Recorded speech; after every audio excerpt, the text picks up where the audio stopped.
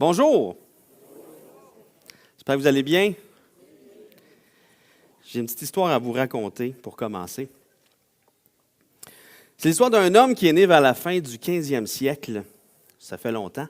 Hey, en passant, on a une dame qui a 102 ans ici, aujourd'hui. Elle est ici. Elle n'est pas née au 15e siècle, mais elle a 102 ans. Bienvenue.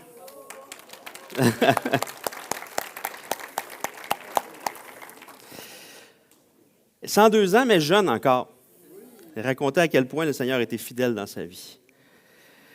Donc, c'est l'histoire d'un homme qui est né au 15e siècle. Cet homme-là avait étudié dans les meilleures écoles de l'Allemagne. Il se dirigeait pour avoir une carrière très importante de juriste. Et un soir, il voyageait à cheval. Je ne sais pas quelle est, est-ce que c'est ça que je dois prendre? Oui. Il voyageait à cheval, puis tout à coup, pow! Il y avait une grosse orage qui a éclaté. Il y a un gros éclair qui tombe juste à côté de lui. Et là, il s'est mis à avoir peur. Il s'est rendu compte que si l'éclair était tombé sur lui, il disait, hey, c'est sûr que je serais mort. Puis, en mourant, je me serais présenté devant Dieu, puis je ne suis pas prêt du tout à faire face à sa justice. Donc, il s'est mis à avoir tellement peur de la mort. Et là, les autres éclairs arrivaient, c'était une grosse orage et tout ça. Et là, il fait une prière et il dit, si jamais je m'en sors, je rentre dans les moines, je rentre chez les moines. Il s'en est sorti. Et c'est ce qu'il a fait. Il est devenu un moine augustinien. Il est rentré chez les Augustins. Il pensait qu'au travers du fait de devenir moine, il allait être prêt à faire face au jugement de Dieu. Il allait être justifié. Mais au cours du temps qu'il était là comme moine, sa peur de la mort et de faire face au jugement de Dieu a augmenté de plus en plus. Surtout lorsqu'il s'est mis à étudier le livre de Romains. Le livre de Romains, il est tombé sur Romains 1, verset 17, qui dit que en l'Évangile, est révélée la justice de Dieu. Et là, il s'est mis à avoir encore plus peur parce qu'il se dit, hey, la loi de l'Ancien Testament était déjà impossible à vivre. Ça nous faisait juste démontrer qu'on était des personnes injustes, qu'il était impossible de faire la volonté de Dieu parfaitement. Et là, l'Évangile nous révèle encore plus la justice de Dieu. Il est encore plus mal pris pour lui. Ce verset-là devenait une mauvaise nouvelle. Ce n'était pas la bonne nouvelle. C'était une mauvaise nouvelle. Sa compréhension de l'Évangile n'était pas correcte. Et là, il s'est mis à essayer de gagner la faveur de Dieu de plus en plus. Il cherchait, parce que pour lui, il était injuste devant Dieu, là. Il cherchait à gagner la faveur de Dieu de plus en plus. Il essayait d'être irréprochable en toutes choses. Il passait des heures et des heures à la confesse, tellement qu'à un moment donné, le moine qui le confessait, il l'a gardé pendant 6 heures pour essayer de confesser tous ses péchés constamment. Le moine, il était tanné, il lui a dit, « Hey, tu reviendras quand tu auras fait des vrais péchés. » Il était vraiment tanné. Ce jeune moine-là croulait sous le poids de son injustice et il s'est mis à détester Romains 1,17. Il s'est mis à détester, puis le soir, il lisait Romains 1,17, puis il cognait sur sa Bible. Il dit, ça se peut pas. Il s'est même mis à détester Dieu, parce qu'il voyait Dieu comme étant seulement un Dieu en colère qui voulait juste soulever les péchés, puis laisser l'être humain mal pris, puis être dans une impossibilité d'être sauvé. Et là, à un moment donné, il entend parler qu'à Rome, il y a une basilique qui a un escalier tout spécial, très haute. Et selon la tradition de ce temps-là, les escaliers de cette basilique-là, c'était les mêmes escaliers que Jésus avait gravis pour rencontrer Pilate, pour être condamné. Et cet escalier-là avait été démonté pour être amené à Rome. Et selon la tradition, si tu montais cet escalier-là à genoux, tu étais justifié rendu en haut. Et là, il s'est dit, je vais faire ça. Là, imaginez pendant les siècles les gens qui ont monté à genoux cet escalier-là en saignant des genoux, là, pour penser, espérer être justifié. Et lui, il fait ça. Il monte l'escalier à genoux, mais lui, en plus, il se met à embrasser chacune des marches en montant. Il a embrassé chacune des marches en montant. Rendu en haut, choqué noir, il ne s'est pas senti justifié, mais pas pantoute. Et dans son désespoir, devant la réalité qu'il avait tout essayé, même de devenir moine, même de monter les escaliers à genoux, il avait tout essayé, puis il n'y avait rien qui avait marché pour être justifié. Là, il y a la suite du verset 17 de Romains 1 qui lui arrivait en pleine face comme un 2/4. Parce qu'en lui est révélée la justice de Dieu par la foi et pour la foi, selon qu'il est écrit, le juste vivra par la foi. Ce jeune homme-là, il est retourné chez lui, chez les moines, il a revisé tout ce passage-là au travers des yeux de la foi, et tout Romain au travers des yeux de la foi. Et ce jeune homme-là s'est converti, et c'est Martin Luther. Plusieurs savaient que c'était de Martin Luther que je parlais. Martin Luther, qui est, oui, le père de la Réforme, il a eu un impact incroyable. C'était au travers de sa prédication de l'Évangile, un retour à l'Évangile. On est sauvé par la grâce, par le moyen de la foi. Seul, il a cogné sur ce clou-là tout le restant de sa vie. Il y a eu un impact jusqu'à nous aujourd'hui. Donc, tout le retour à l'Évangile a passé beaucoup au travers de cet homme-là. Donc, on va voir aujourd'hui que l'Évangile, c'est vraiment une bonne nouvelle. Vraiment une bonne nouvelle, autant pour le non-croyant qui se tourne vers Dieu que pour le croyant. Donc, c'est une nouvelle qui reste une bonne nouvelle maintenant, même si on est des enfants de Dieu. Et on va voir ça aujourd'hui au travers de Romains 1, versets 16-17. Donc, on va juste aller dans ces deux versets-là. On va voir quelques autres versets, mais tout le plan du message aujourd'hui tourne autour de Romains 1, versets 16-17, que je vais vous lire. « Car je n'ai point honte de l'Évangile. C'est une puissance de Dieu pour le salut de quiconque croit, du juif premièrement, puis du grec. Parce qu'en lui est révélée la justice de Dieu par la foi et pour la foi, selon qu'il est écrit, le juste vivra par la foi. » Hier, j'étais au salon funéraire et il y a un des membres du personnel qui me demandait « Sur quoi tu prêches demain? » Je n'ai point honte de l'Évangile. C'est une puissance. Je raconte ça. Tiens, c'est quoi ça? Là, je monte, je rouvre le verset, puis il le lit. J'ai dit. Puis là, j'ai laissé mon téléphone, puis il a lu le reste. Je ne sais pas comment il va trouver le reste, parce qu'à partir du verset 18, la colère de Dieu se révèle du ciel contre toute injustice des hommes qui retiennent justement la vérité captive. Et fait que là, il a lu ça. Et après ça, il me regarde et dit, c'est passionnant. Donc, c'est un texte qui est vraiment spécial parce qu'il résume tout Romain, toute l'idée de Romain. Dans les chapitres 1 à 11 de Romains, Paul raconte qu'on est tous perdus, on mérite tous la condamnation, qu'on soit juif, non juif, n'importe qui. On est justifié seulement par le sacrifice de Jésus, par la foi. Il raconte ça, les versets 1 à 11. Et les chapitres 1 à 11. Les chapitres 12 à 16, maintenant, c'est l'impact de l'Évangile dans notre vie. Une vie transformée, une vie qui désire maintenant marcher pour Dieu. Une vie qui est centrée sur la vie de l'Esprit en nous, qui nous amène à avoir des relations les uns les autres, saines, à vivre selon notre nouvelle nature de saints et qui nous amène aussi à briller pour les gens de l'extérieur. Donc, ces deux versets-là résument les deux parties de l'Évangile. L'Évangile qui sauve et l'Évangile qui nous fait vivre. Donc, commençons par cette idée-là que l'Évangile est une bonne nouvelle pour le non-croyant qui se tourne vers Dieu. Car je n'ai point honte de l'Évangile.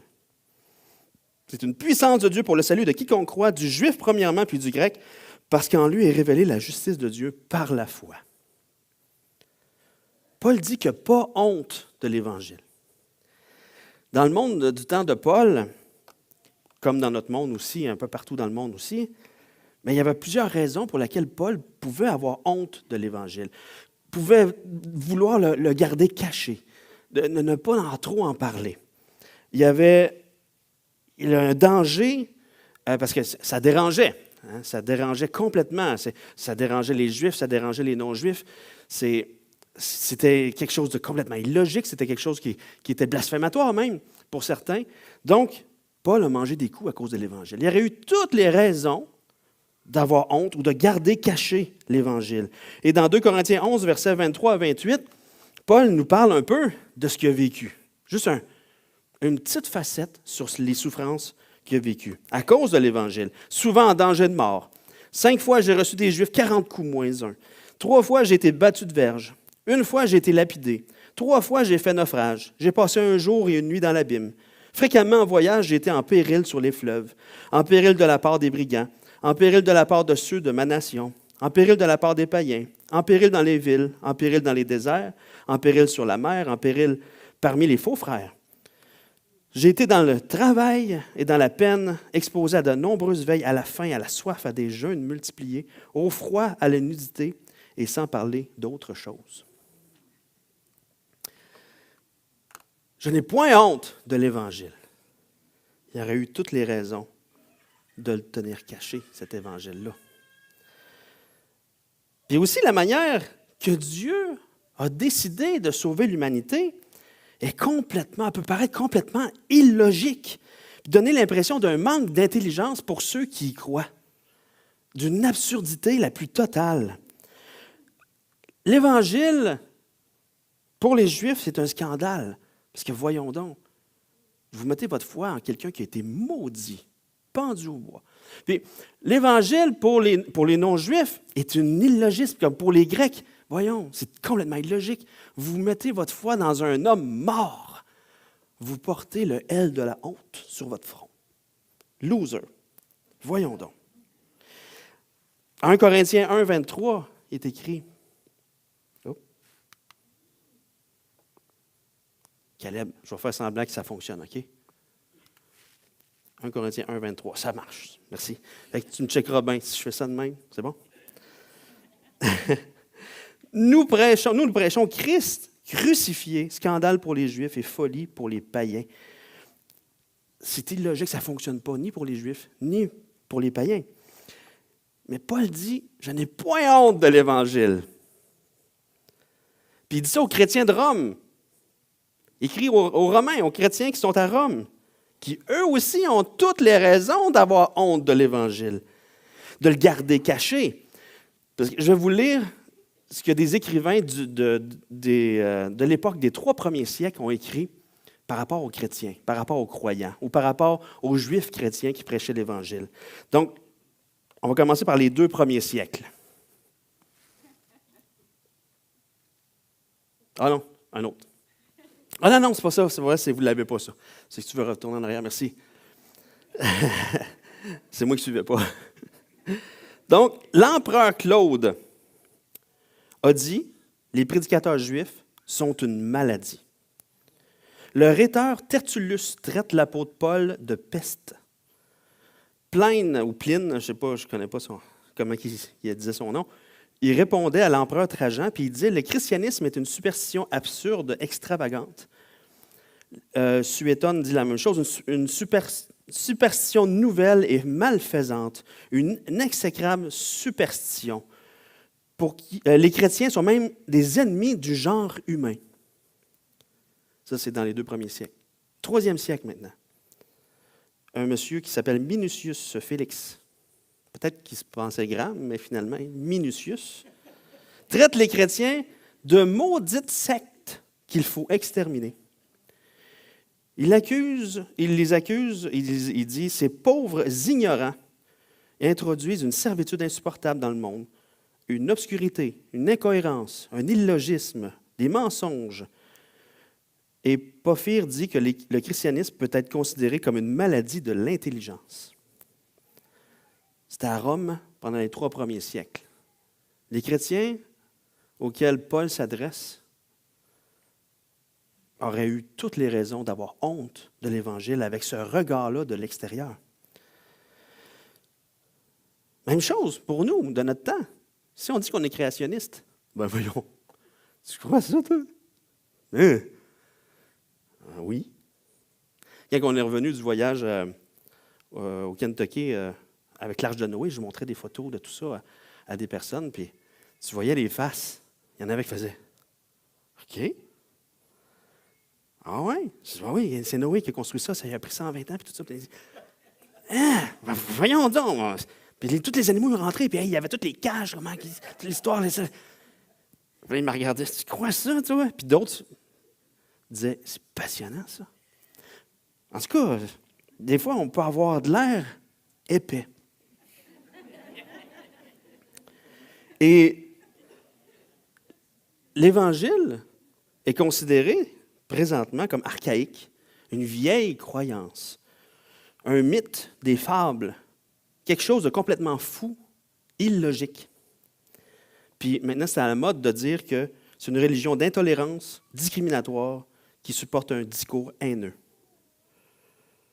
On pourrait dire qu'à petite échelle, on est comme les chrétiens de Rome. Petite échelle, là, je parle. On s'enligne vers là. Et Paul dit, je n'ai point honte de l'Évangile. Je n'ai point honte de l'Évangile. Mais pourquoi Paul n'a pas honte de l'Évangile, Caleb? Parce que c'est une puissance de Dieu. C'est une puissance de Dieu. C'est loin d'être quelque chose de honteux. C'est une puissance. Une puissance de Dieu qui change les cœurs. Il n'y a rien d'humain qui peut changer un cœur. Il n'y a aucune philosophie, aucun dieu du panthéon romain de l'époque qui étaient des dieux qui se trahissaient l'un avec l'autre, puis là, qui faisaient un coup à l'autre, puis c'était comme des humains déifiés. Il n'y avait rien de saint là-dedans. Il n'y avait rien de cœur changé. Il n'y avait rien de bonté de Dieu là-dedans. Il n'y a aucune philosophie. Même si l'humain voudrait changer son cœur, même si l'être humain voudrait devenir une meilleure personne, c'est impossible par quoi que ce soit. Ni même en venant à l'Église, ni même en se tenant avec des bonnes personnes. Il n'y a rien qu'on puisse faire pour changer notre cœur. Jérémie 13, 23, Caleb. Un Éthiopien peut-il changer sa peau? Non. Un léopard ses taches? De même, pourriez-vous faire le bien, vous qui êtes accoutumés à faire le mal? C'est impossible pour nous de changer notre cœur. Complètement impossible. Tu as beau chercher partout, même au travers de la sagesse humaine, même au travers de n'importe quelle philosophie. L'apôtre Paul le sait que ça prend une intervention divine. Paul l'avait vécu. Paul, dans sa rencontre avec Jésus, il a passé d'un persécuteur de l'Église à quelqu'un qui est un défenseur, un proclamateur de l'Évangile. Paul n'a pas honte de l'Évangile parce qu'il sait que c'est la puissance de Dieu, même si ça a de l'air illogique, même si ça a l'air vraiment loser de croire en quelqu'un qui est mort sur une croix, un condamné à mort. Mais même si ça semble loser, l'apôtre Paul dit dans Romains 1,4 que Jésus était déclaré Fils de Dieu avec puissance, selon l'esprit de sainteté, par sa résurrection d'entre les morts. Jésus-Christ, notre Seigneur. Donc, ce n'est pas loser. Jésus est ressuscité. Puis cette résurrection-là démontre toute la puissance de Dieu, toute la victoire de Dieu sur le péché et la mort. L'Évangile, c'est la démonstration de la puissance de Dieu. Et cette puissance de Dieu fait quoi? C'est une puissance de Dieu pour le salut de quiconque croit, du juif premièrement, puis du grec, parce qu'en lui est révélée la justice de Dieu par la foi.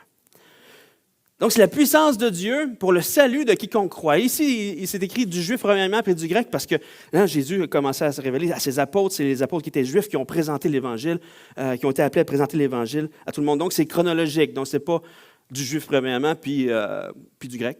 Non, c'est tout le monde. Mais ce salut veut dire quoi? Veut dire être délivré. C'est la délivrance de quoi? Oui, du problème du péché pour l'humanité, ce péché qui nous affecte, ce péché qui nous rend ennemis de Dieu, ce péché qui fait qu'on mérite tous de subir la colère de Dieu.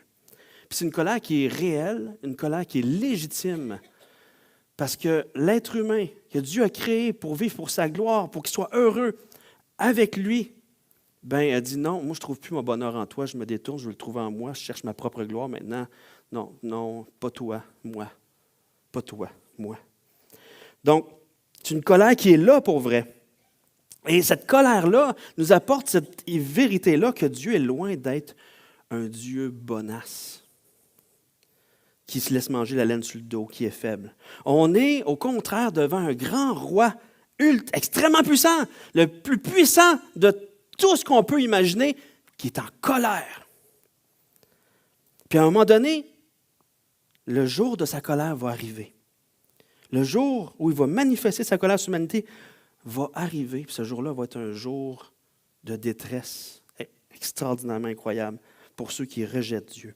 Dans Apocalypse 6,15, il est écrit « Les rois de la terre, les grands, les chefs militaires, les riches, les puissants, tous les esclaves et les hommes libres se cachèrent dans les cavernes et dans les rochers des montagnes. Et ils disaient aux montagnes et aux rochers, « Tombez sur nous!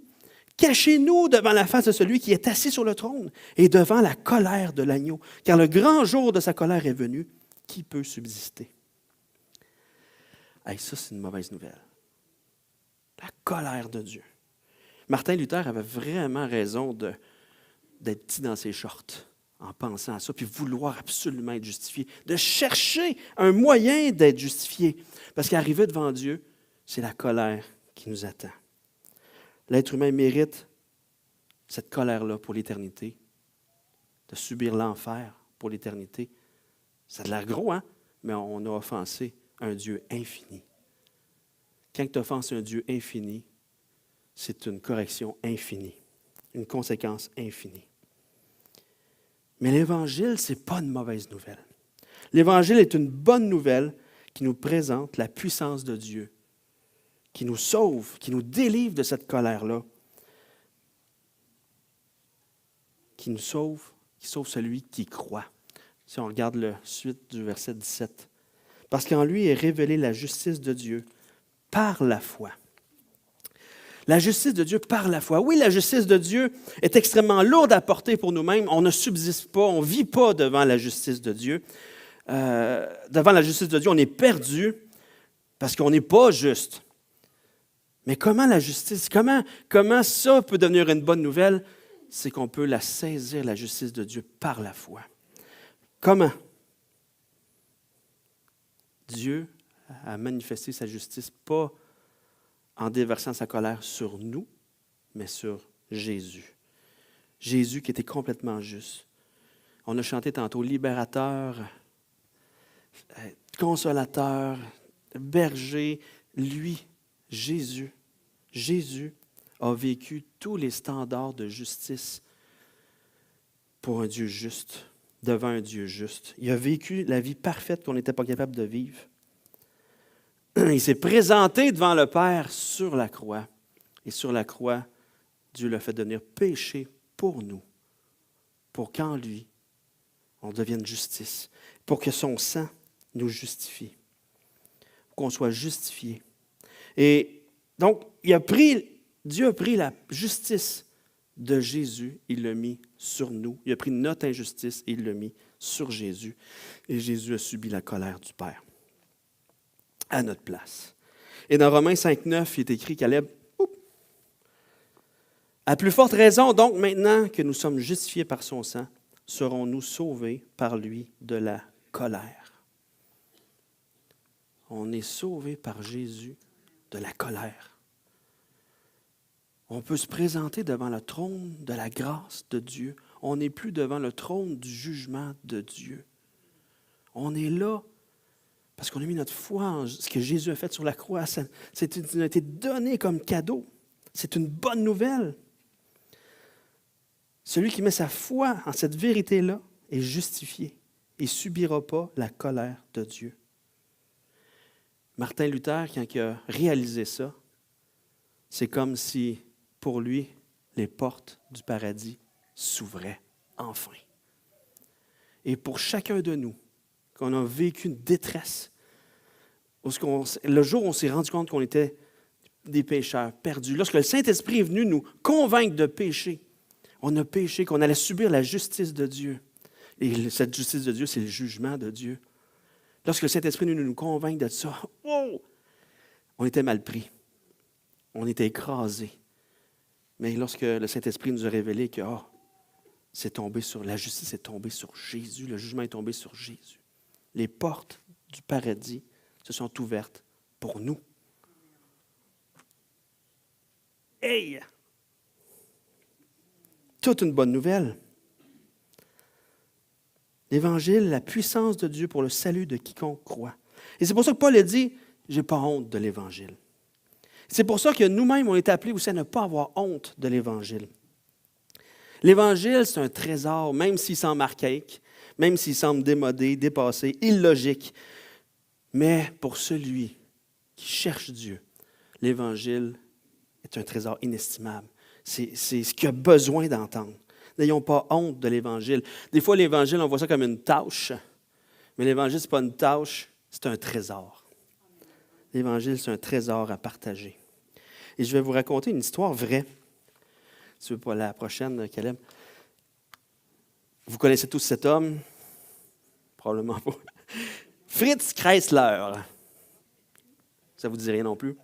Fritz Kreisler, il est né en 1875, il est mort en 1962. Il était un violoniste extraordinaire, un super violoniste. Au travers des concerts qu'il a fait, qu'il a donné, il a gagné une immense fortune. Mais il était un homme très, très généreux, fait qu'il gardait presque rien pour lui, puis il donnait sa fortune aux autres. À un moment donné, dans un voyage, à cause de ses concerts, il arrive chez un antiquaire et il voit un superbe violon. Il se met à jouer dessus, puis il dit « Wow, ça sonne, ça! » Il dit « Comment qu'il coûte ce violon-là? » Il dit le prix était beaucoup trop cher pour lui, il n'avait plus d'argent, il avait tout donné son argent, puis tout ça. Il dit « Je vais aller faire des concerts, je vais ramasser l'argent, je vais revenir pour l'acheter. » Lorsqu'il revient pour acheter le violon, l'antiquaire l'avait vendu à un collectionneur. Fait que là, il dit « Oh non! » Il se rend chez le collectionneur, il dit « J'aimerais acheter votre violon, ce violon-là. » Là, il dit hey, « Désolé, mais ce violon-là, parmi toute ma collection, c'est mon plus précieux. » Puis il dit « Non, il n'est pas à vendre. » Fait que là, débiné, complètement débiné, il vient pour partir. Et là, il y a une idée. Il dit hey, « Ce violon-là, il va être mis comme une œuvre d'art dans un musée parmi votre collection. On ne l'entendra plus jamais, ce violon-là. Est-ce que je peux jouer dessus pour l'entendre une dernière fois, pour le faire résonner une dernière fois avant qu'il soit réduit au silence? » Le propriétaire dit « Ben oui. » Il se met à jouer la plus belle pièce qu'il connaissait.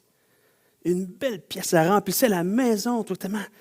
Et là, quand il a eu terminé de jouer, le propriétaire, donc le collectionneur, était complètement ému par la beauté du son de ce violon-là. Il a dit « Je n'ai pas le droit de garder ça pour moi. Le violon est à vous, M. Kreisler. Présentez-le au monde et faites-le entendre aux gens. » Lorsque j'ai présenté l'Évangile à mon grand-père sur son lit de mort, quand il a mis sa foi en Jésus, il me dit, c'est ça qui est vrai. C'est par la foi qu'on est sauvé. C'est par la grâce de Dieu, par le moyen de la foi, pas par les œuvres. Il me dit ça, puis là, il me regarde dans les yeux, puis il dit, ça, il faut que tout le monde l'entende. C'était rendu son bien le plus précieux. L'Évangile est un trésor pour celui qui sait qu'il va se présenter devant Dieu sans redouter sa colère. On va se présenter devant Dieu, puis on n'a pas à redouter sa colère, parce qu'on est réconcilié avec Dieu pour l'éternité. L'Évangile est un trésor inestimable à partager.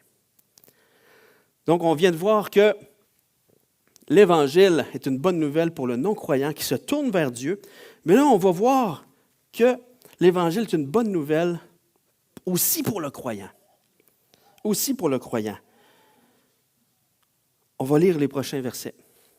« Car je n'ai point honte de l'Évangile, c'est une puissance de Dieu pour le salut de quiconque croit, du juif premièrement, puis du grec, parce qu'en lui est révélée la justice de Dieu par la foi, et pour la foi, donc par la foi, et pour la foi, selon qu'il est écrit, le juste vivra par la foi. » Donc, l'Évangile ne sert pas juste à nous sortir, de nous sauver de la colère de Dieu, mais en plus, elle nous donne une nouvelle vie. Une nouvelle vie, une nouvelle puissance qui habite en nous pour nous amener à vivre différemment. Et ça, pourquoi? Comment ça se fait? D'où que ça vient? À cause de la résurrection de Jésus, qui fait partie de la bonne nouvelle. Parce que sans la résurrection de Jésus, l'Évangile est juste une mauvaise nouvelle. Parce qu'on met notre foi dans un homme mort. Point. Fait que tout le monde a raison de se moquer de notre illogisme. Mais non, Jésus est ressuscité. On met notre foi dans l'œuvre parfaite de Jésus accomplie sur la croix, qui est mort sur la croix, qui a été enseveli, puis qui est ressuscité le troisième jour. Donc, la résurrection de Jésus, c'est le sceau, la démonstration que Jésus était vraiment qui il disait être, et aussi que le Père a accepté son sacrifice pour nous. La résurrection, c'est aussi la démonstration de la victoire de Jésus sur le péché et la mort. Puis la résurrection rend possible notre régénération. Parce que lorsque Jésus nous sauve, que Dieu nous sauve, il fait mourir avec Jésus notre vieux moi, qui est pécheur. Il nous fait ressusciter avec Jésus, qui nous donne une nouvelle nature, cette nature d'enfant de Dieu. On est régénéré. On est passé de la mort spirituelle à la vie spirituelle, avec des nouvelles capacités, avec la puissance, la vie de Jésus qui vit en nous, qui transforme notre vie. Mais là, vous dites, ouais, mais l'Évangile, c'est juste pour les non-croyants, pour qu'ils soient sauvés. Non, l'apôtre Paul, juste dans le verset avant, au verset 15, Caleb, Paul s'adresse aux chrétiens. Puis spécial, il dit, ainsi, j'ai un vif désir de vous annoncer aussi l'Évangile à vous qui êtes à Rome.